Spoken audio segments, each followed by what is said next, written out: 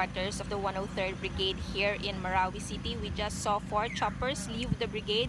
President Rodrigo Duterte finally visits Marawi City after several failed attempts to come here. The visit was kept a secret. Ang ating presidente ay bumisita dito sa ating mga tropa at nagkaroon ng intimate engagement or talk sa ating mga kasundaluhan, police, at mga iba't ibang membro po ng Joint Task Force Marawi. Dito natin nakita talaga yung suporta ng ating presidente. Pinakita niya talaga yung tapang, pinakita niya dito yung support, strong support sa ating mga kasundaluhan na nakikipaglaban dito sa Marawi City. Ayan. But we were able to talk to a civilian guest invited to see the president.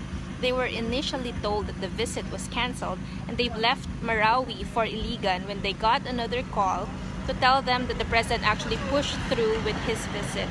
We saw a chopper flying towards the brigade at around 1 p.m. today, and the choppers left at about 5 p.m. That's about 4 hours, assuming the president arrived at 1 p.m. and he left at 5 p.m.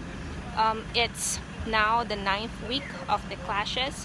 We know that President Duterte has always wanted to come here to visit. He finally comes here 2 days before Congress convenes a joint session to tackle his proposal to extend martial law for another 5 months. It also comes 4 days before his State of the Nation address on Monday. This is Carmela Fonbuena, Rappler, Marawi City.